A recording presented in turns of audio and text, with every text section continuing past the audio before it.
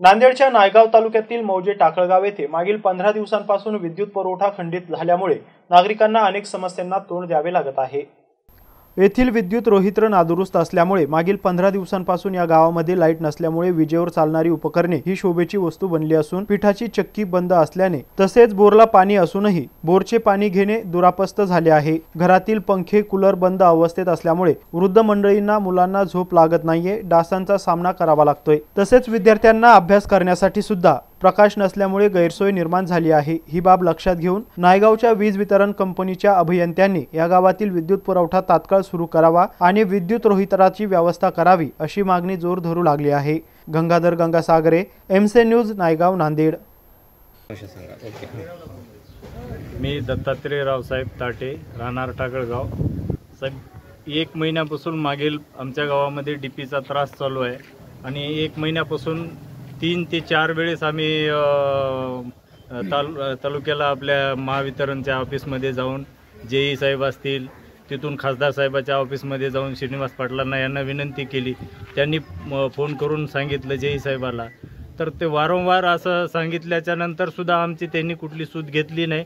त्याच्यासाठी आम्ही काल पत्रकारांना सुद्धा सांगितलं की बाबा आमच्या गावामध्ये जे होत असलेलं हे आहे तर ते समस्या कुठंतरी आता तुमच्या माध्यमातून आम्ही वरी शासनाकडे कळवण्यासाठी म्हणून एक माध्यम म्हणून तुम्हाला माहिती देत आहोत।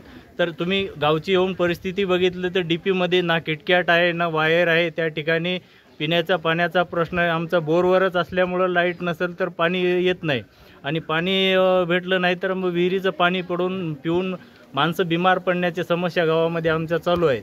लहान लेकरं रात्रीला आमच्याकडं चिरटायचं भरपूर प्रमाण आहे। चुकड्याचा पावसाळ्याचा दिवस असल्यामुळं आमचं सर्व शेतकऱ्याचा चारा पाणी जनावराला टाकण्यासाठी गेलं तर जीवावर उठून चारा पाणी करत आहेत आणि मेन म्हणजे आमचं दळणसुद्धा नाही आणि आमच्या गावाला जवळून दुसरीकडे जाण्या येण्यासाठी बरंचसं दूर पडते। त्याच्यासाठी दळणासाठी आणि पाण्याचा मेन समस्या आहे आणि त्यानंतर पाणी बाहेरचं पिल्यामुळं माणसं बिमार पडण्याचं भरपूर प्रमाण वाढलेलं आहे आमच्या गावामध्ये।